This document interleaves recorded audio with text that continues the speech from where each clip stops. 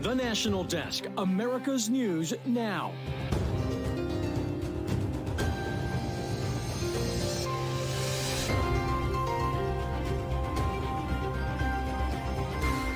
Right now, Idalia off to sea, leaving a trail of destruction in its wake. An inside look at the recovery efforts just getting started.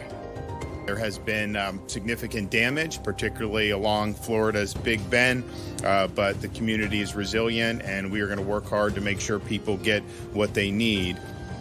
After his second freezing spell in 5 weeks, Senator Mitch McConnell says he is fine. The Capitol Hill doctor weighs in on whether he is fit for office. Automated cars, they can see everything on the road and often in your car, while your privacy may be at risk. This is the National Desk, America's News Now. I'm Amira David. We want to begin with Idalia, officially off the coast of North Carolina and downgraded to a post-tropical cyclone with the worst of the storm gone. Cleanup continuing now across Florida, Georgia, and the Carolinas. We are fortunate, as I said yesterday, that this storm was a narrow one, and it was fast moving and it didn't set on us. But if you were in the path, it was devastating. At least one person died in Georgia during the storm when a tree fell on their vehicle. Many are dealing with severe damage to their homes, and floodwaters remain high in some areas. Across the 4 states impacted, roughly 190,000 people still without power, the majority of them in Florida, where Idalia first made landfall as a Category 3 hurricane. The National Desk's Tanner Stewart is on the ground in Perry, Florida, where residents begin the road to recovery. Relief efforts are underway in Perry, Florida, as thousands are reeling from the effects Hurricane Idalia had on this rural town. A lot of trees down on the house, roofs messed up. It's devastating, really devastating. Our crews witnessed this home shredded, a trailer completely flipped, and countless residents in need of supplies. Organizations have staged a supply drive with the help of officials across Florida, like Sweetwater, Florida Mayor Jose Diaz, who arrived in Perry with 5 tractor trailers and law enforcement to assist with recovery. Look, Doreen, Andrew, we all received the help down there in Dade County. Tomorrow it could be us again. So this is just saying, play it forward. This could happen to any of us at any time. So, we knew it was going to be coming up the Big Bend, but we didn't know where. So just seeing everyone band together the last minute and show their support has been very heartwarming. It's a mess. It's a total mess. John Tuttle moved back to Perry 4 years ago. He acknowledged that the damage could have been worse, but tells me there's still an extreme amount of work to be done. There are even streets now you can't even get down yet. No power. We're waiting on power, but that could be 2 or 3 days from now, or it could be this evening. You never know. We lived. That was Tanner Stewart reporting. Not guilty. Former President Donald Trump has officially entered his plea in the sprawling Georgia election interference case, according to a new court filing. That means Trump will not have to show up to an in-person arraignment set for Wednesday. Georgia law allows criminal defendants to waive their in-person appearance so long as they enter a formal plea through court filings. This marks the 4th time that Trump has pleaded not guilty to criminal charges since leaving the presidency. The United States Capitol's attending physician spoke with Senate Minority Leader Mitch McConnell's neurology team and cleared him to work. Senator McConnell had at least his second spell of freezing up while addressing the press yesterday since returning from a concussion he suffered in March. And President Biden supported the decision. It's not at all unusual to have the response that sometimes happens to Mitch when you've had a severe concussion. It's part of the recovery. But it's not just the 81-year-old McConnell whose fitness is under the microscope. Chief political correspondent Scott Thuman shows us some of Washington's highest-ranking politicians, including the president, are facing tough questions about their abilities. Have you taken a cognitive test? No, I haven't taken a test. Why the hell would I take a test? Even before he was elected, questions arose about President Biden's mental sharpness that then only grew after physical falls or instances of perceived confusion. We need to make sure we've got someone at the top of their game. Joe Biden is not at the top of his game. A survey of our viewers overwhelmingly shows they believe Biden's not mentally or physically fit for another 4 years. But now Republicans have in-party pressures on that front too, as Senate Minority Leader Mitch McConnell had a second public spell of freezing up in front of cameras, seemingly unable to briefly speak.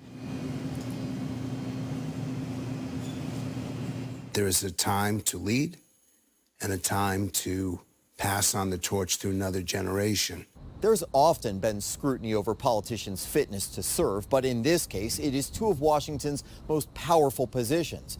And the worries not just over age, but also acuity, which is also being questioned of California's Senator Dianne Feinstein, who's appeared confused after returning from a long absence due to poor health. Yeah, just say aye. Okay, just aye. Thank you. Though age limits are seen as an easier standard to measure and cap, and of course, term limits. One Democrat considering running against Biden posting, "For goodness sake, the family, friends, and staff of Senators Feinstein and McConnell are doing them and our country a tremendous disservice. It's time for term limits for Congress and the Supreme Court and some basic human decency." The people who would be term limited would need to vote for that. That's not going to happen. Though more and more Americans saying that time has come. In the meantime, though, even a year ago, a survey showed that 73% of Americans who were asked believe that there should be some sort of maximum age limit for elected officials. And Amira, you can only imagine that that number may grow in light of this latest episode. Indeed, Scott, age seems to be coming up again and again with politicians across the political spectrum. How pressing of an issue do you expect this to be going forward? Well, consider the fact that right now you've got President Biden, who is far and away the leader for the Democratic nomination. He's currently 80 years old. You've got Mitch McConnell, who we've mentioned in that piece, 81 years old. He's not up for re-election again until 2026. So we don't know what his future may be if he's going to continue to try and hold this position. And then Dianne Feinstein, who we also talked about, she's already announced she is not running for re-election. But we know this conversation will continue. Scott Thuman in D.C. for us. Thank you. Proud Boys facing prison time. Former Proud Boys organizer Joe Biggs sentenced to 17 years for his sedition conspiracy conviction. It's the second longest sentence handed down following the events of January 6th, but it is half of what prosecutors requested. Biggs says he's not a terrorist, but admits he, quote, messed up that day. Meantime, a federal judge wants to know where things stand with the felony gun charges against Hunter Biden. The judge has asked for a status report. Lawyers on both sides have until Wednesday to tell the court what the next steps in the case need to be. Hunter Biden's attorneys maintain the plea deal that fell apart last month should still be binding, while prosecutors have said the deal is no longer valid. An inflation gauge the Federal Reserve closely tracks showed an uptick last month. Consumers are still opening their wallets to spend, but overall inflation climbed to 3.3% from 3% previously, according to new data. The climb underscores the Fed's long road to the 2% target they're aiming for. However, it is still far below the 7% peak it reached just a year ago. Tonight, renewed scrutiny on Supreme Court ethics as Justice Clarence Thomas admits to having allowed a Republican mega donor to pay for his travel via private jets, lodging, and meals on at least 3 occasions last year. That's according to the justice's new financial disclosure report released today. All of it comes months after a scathing report by ProPublica that details Thomas's acceptance over the years of lavish trips from billionaire Harlan Crow that were not made known in previous disclosure reports, as is required. Today, Thomas's attorney called the attacks against the justice unwarranted and, quote, ridiculous and dangerous. Andrew Lester, the 84-year-old man who shot teen Ralph Yarl in Kansas City, will stand trial, a Missouri judge ruled today. Yarl, a black teen, mistakenly rang the wrong doorbell looking for his 2 little brothers back in April, and he was shot in the head and arm. He was able to testify in today's hearing. Andrew Lester is charged with first-degree assault. The police chief who ordered the raid on a small-town Kansas newspaper is being sued by a reporter who works there. Marion County Record reporter Deb Groover accuses Chief Gideon Cody of violating her rights by seizing her cell phone. Police took computers, phones, and other materials in what they called an identity theft probe. Groover believes she was targeted because she had been investigating misconduct of the police chief. Cody has not yet responded to the lawsuit. Texas's law banning transgender treatments for minors will go into effect tomorrow. This after the state Supreme Court overturned a district judge's ruling that the law violated the rights of transgender children last week. The Supreme Court order did not offer an explanation of its decision, nor did it explicitly say whether the law is constitutional. A full hearing is expected to further review the law. Meantime, in Alabama, a court filing shows State Attorney General Steve Marshall wants to prosecute people who help women travel out of the state to have abortions. His lawyers say helping could be considered a criminal conspiracy. This comes after 2 women's health centers and another organization sued Marshall, arguing he has violated their constitutional rights, but the AG wants a judge to dismiss the lawsuit. And coming up, immigration challenges, bringing tensions in America's biggest city to a boiling point, the finger pointing at the center of it all. Then, with Labor Day weekend upon us, we're going to tell you which days will be the busiest for travel, how much Americans are paying for gas, and how the numbers compared to last year. Plus, the allegations of a new lawsuit as the search for answers continues in Uvalde, Texas. We'll be back.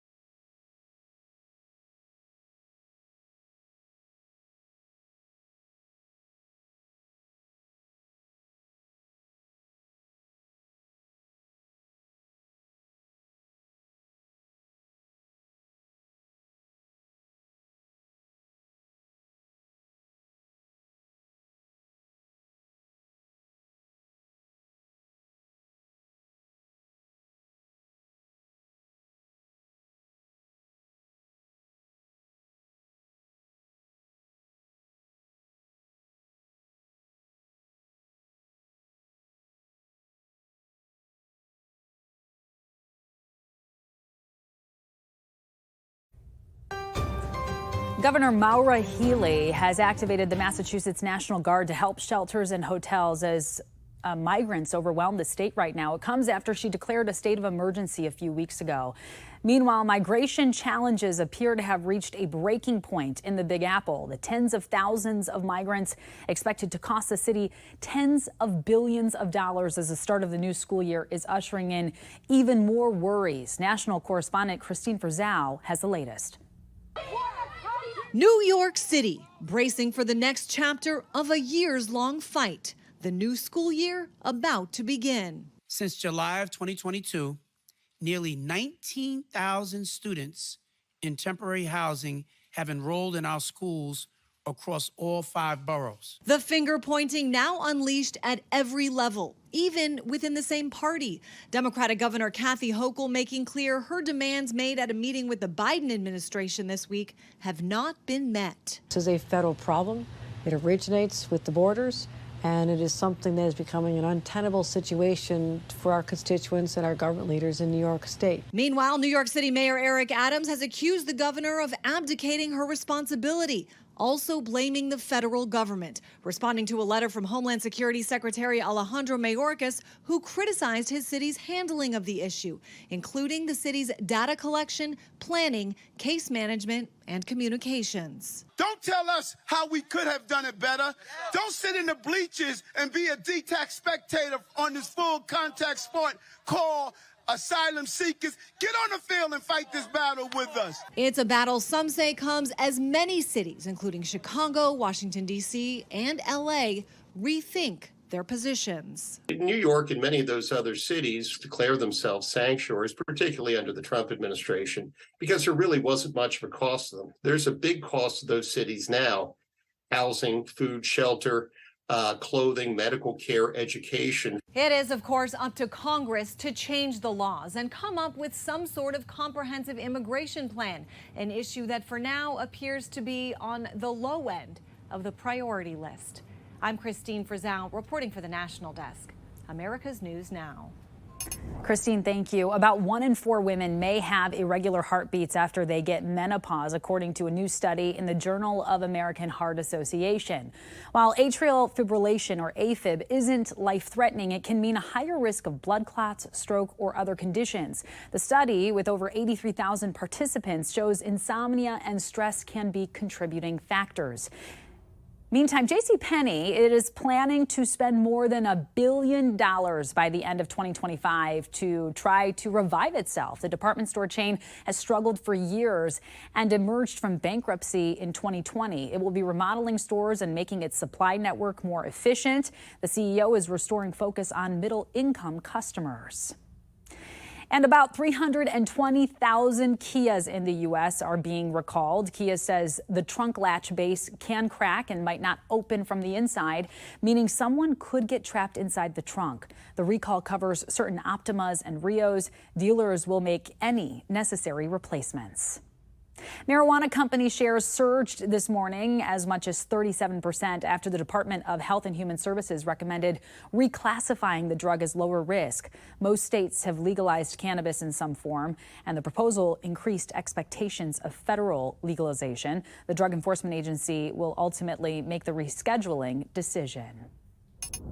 Airlines, they are set to face their biggest test of the summer season, Labor Day weekend.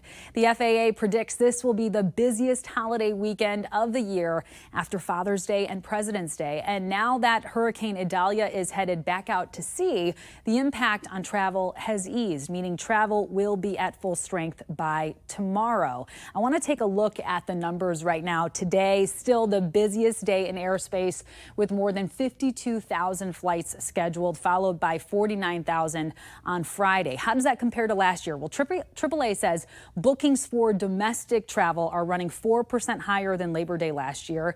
But this year, the good news, we're not dealing with last year's airport dramas. The rate of canceled flights, that is down by 19%, according to FlightAware. As for gasoline prices, well, nationwide, they're averaging about $3.83 a gallon, about a penny less than where we were a year ago. Much like the skies, this afternoon was the busiest time to be out on the roads, but tomorrow also expected to be busy, so keep that in mind if you are heading out. Now, if you are a premium user on X, formerly known as Twitter, listen up. The company has updated its privacy policy to collect your biometric data. It's only if given consent, but most people not reading the fine print do that when clicking to accept the change of service updates. The policy takes effect on September 29th.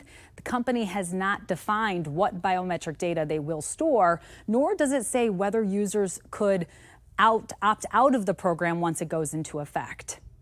In another form of data collection, Tesla is among many automakers under fire for adding new technology to monitor driver behavior to make sure they are still paying attention to the road. Spotlight on America investigates how your car may be spying on you. With the press of a button, the car puts itself in reverse. And no driver inside, enthusiastic Tesla owner Peter Bernard can summon his vehicle out of the garage. I've done it at restaurants before, and people say, "Who's driving this? Who's driving this?" His Tesla Model 3 is equipped with technology called autopilot, which makes it possible for the car to partially drive itself. But doing that takes a lot of monitoring.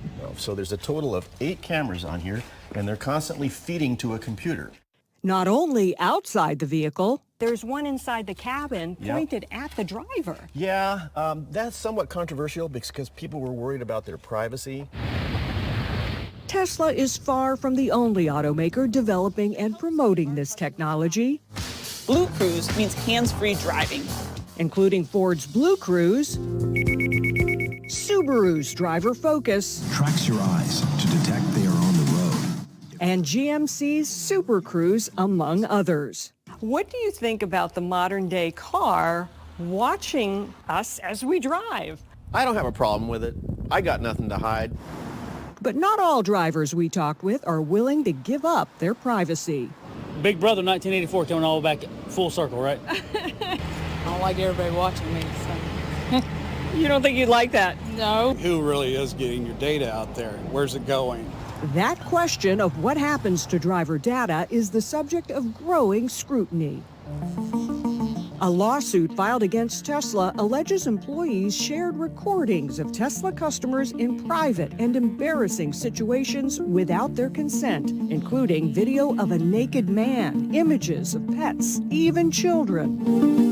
Subaru also faced a lawsuit, now voluntarily dismissed, for collecting and storing the data of drivers' facial features, including biometric identifiers of the person's retina, iris, and face geometry. It could be truly revolutionary as a means of saving lives and preventing injuries. Center for Auto Safety Executive Director Michael Brooks calls driver monitoring a game changer and wants to see it in all vehicles. One of the greatest safety advances since seatbelts. We're talking about saving maybe up to 20,000 lives a year on our roads, which is about half of what we're seeing in terms of fatalities. But he acknowledges privacy concerns must be addressed. You can't allow the sale or the transmission of this data. It should be completely outlawed. But it's not at this point. Nothing is outlawed at this point. No regulation right There are now. no regulations at this point. Right above the rear view mirror, there's a little camera right here. Even Peter says he sees a need for regulation.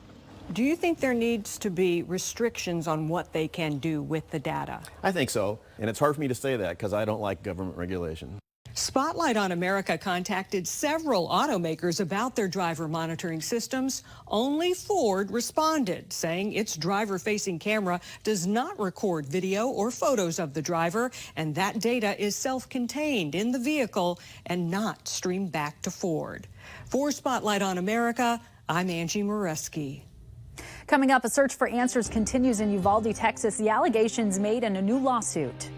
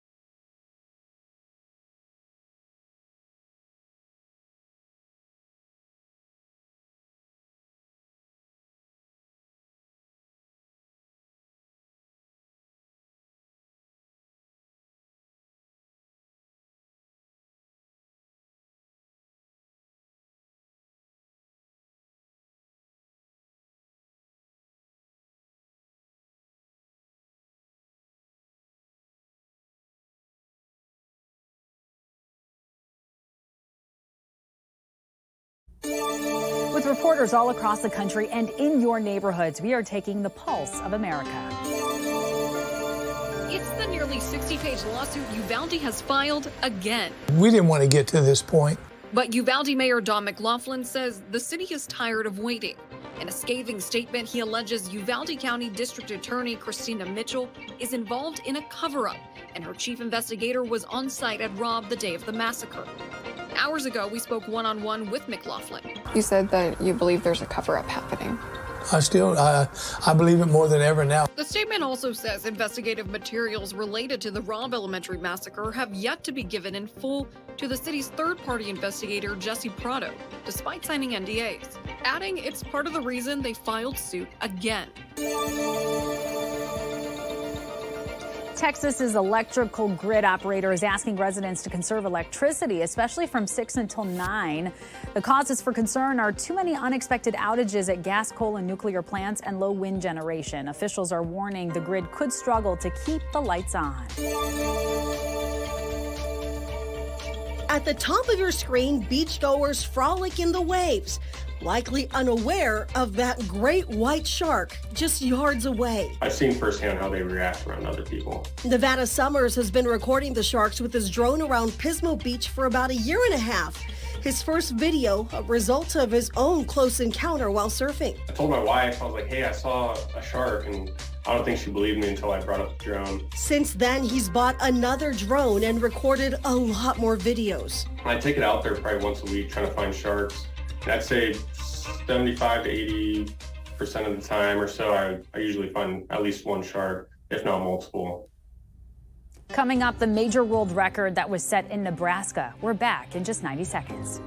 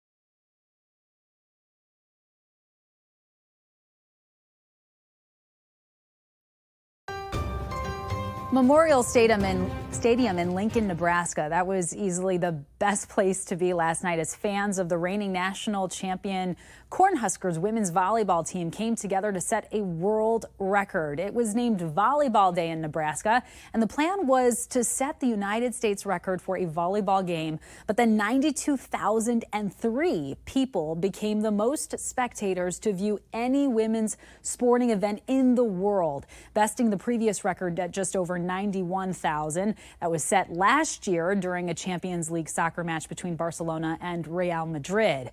By the way, the Cornhuskers defeated Omaha 3-0 to win the match. Way to go, ladies. That's all for this edition of the National Desk. We invite you to join us again later this evening. Check your local listings for that. I'm Amira David. Thanks for watching.